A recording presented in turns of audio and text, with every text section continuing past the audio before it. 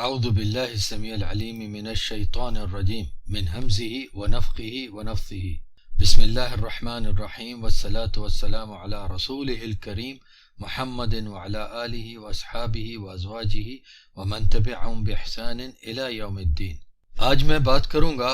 ہمارے نبی کریم اللہ کے آخری رسول کریم محمد صلی اللہ علیہ وعلی آلہ وسلم کے حقوق کے بارے میں۔ میری آج کی یہ بات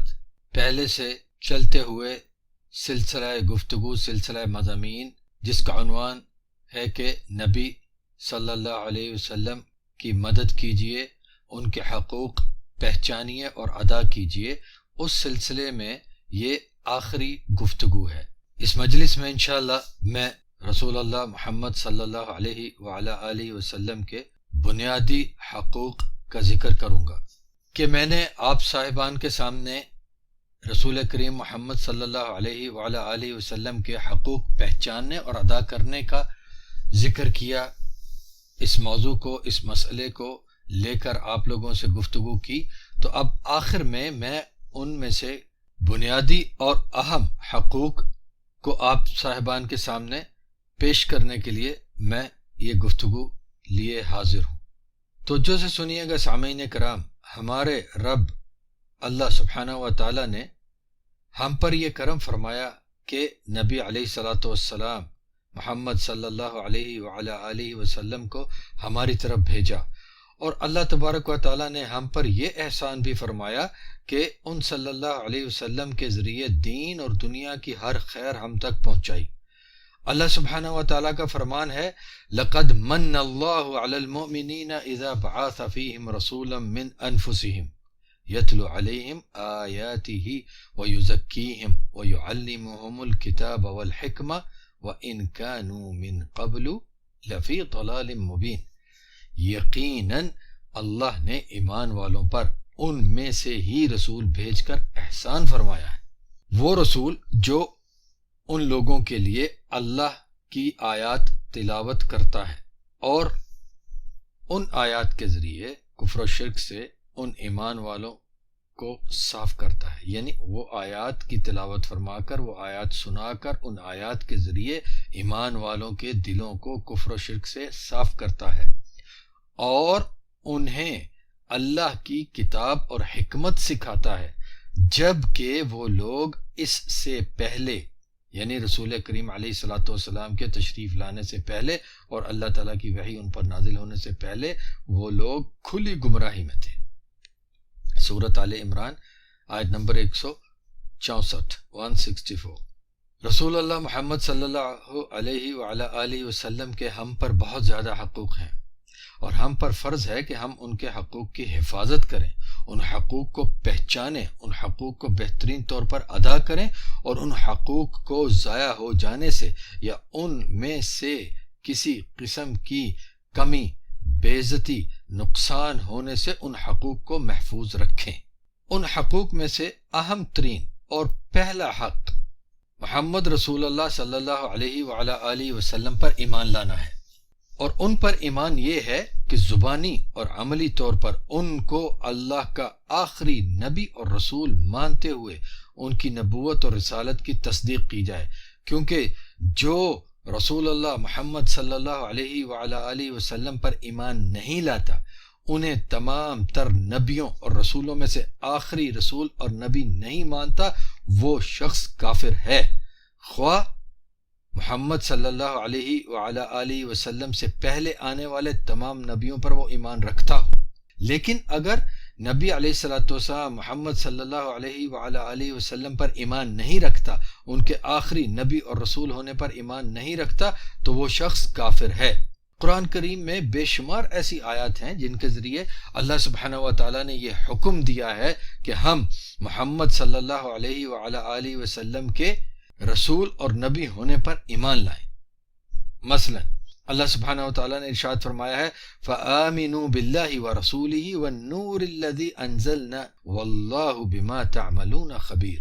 لہٰذا ایمان لاؤ اللہ اور اس کے رسول پر اور اس روشنی یعنی قرآن کریم پر جو ہم نے اتاری، اور جو کچھ تم لوگ کرتے ہو اللہ وہ اچھی طرح سے جانتا ہے۔ سورۃ التغابن آیت نمبر 8 ہے۔ اور رسول اللہ علیہ الصلوۃ والسلام نے ارشاد فرمایا ہے کہ والذی نفس محمد بیدہ لا يسمع بی احد من هذه الامہ یہودی ولا نصرانی ثم يموت ولم يؤمن بالذی ارسلت به الا كان من اصحاب النار۔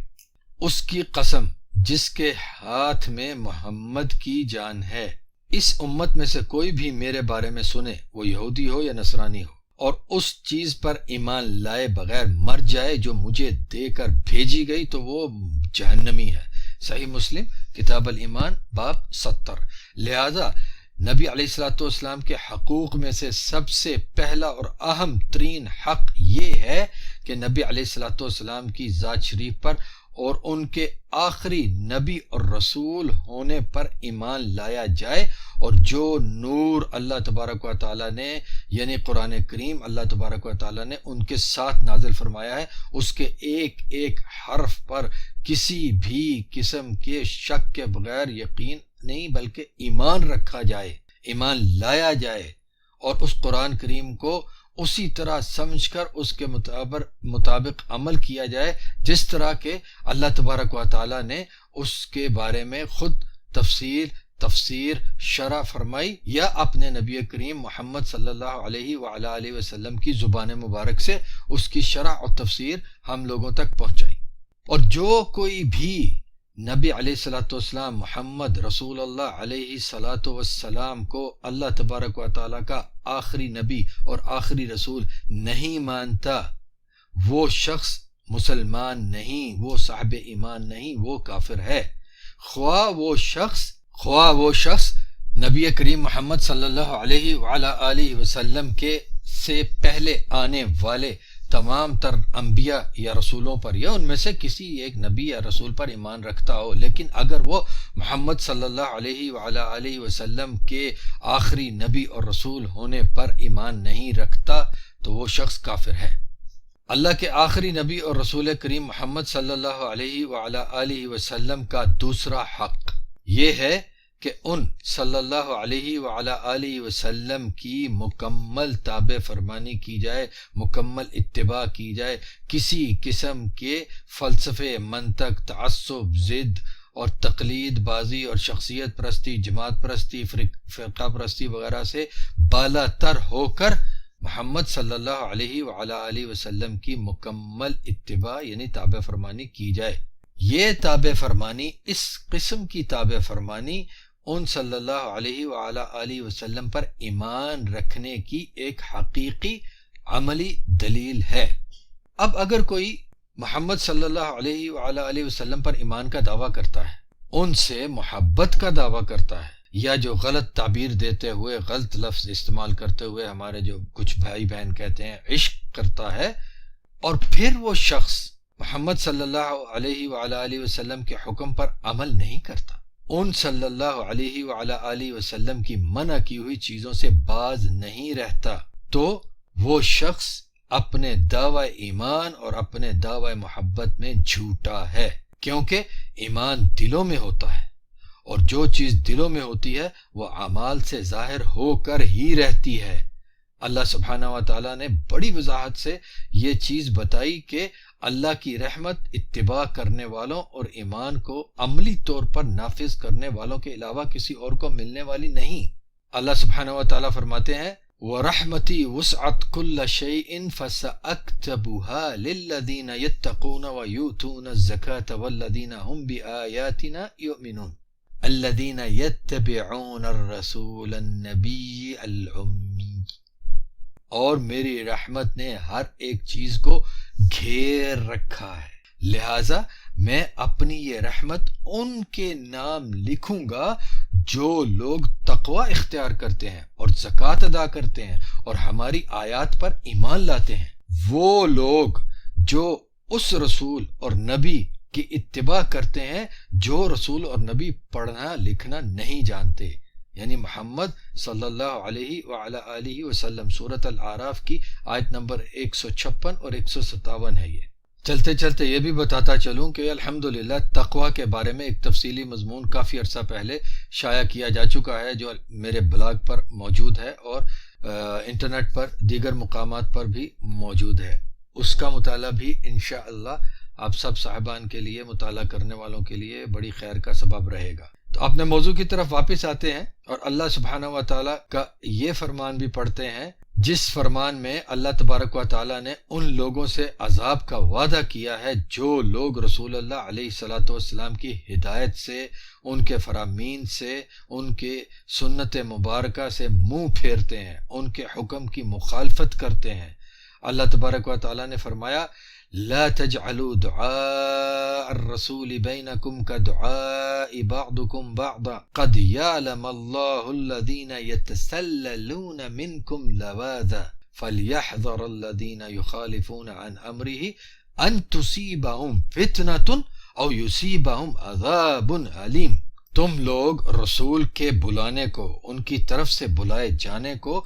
ایسا بلانا مت بناؤ جیسا کہ تم لوگ ایک دوسرے کو بلاتے ہو۔ تم میں سے اللہ ان لوگوں کو خوب جانتا ہے جو نظر بچا کر، یعنی جب رسول صلی اللہ علیہ وسلم بلاتے ہیں تو نظر بچا کر چپکے سے کھسک جاتے ہیں، لہٰذا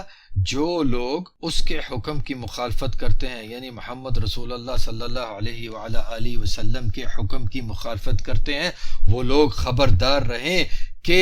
کہیں ان پر کوئی آفت نہ آن پڑے یا کہیں انہیں کوئی عذاب نہ آ پکڑے۔ سورۃ النور آیت 63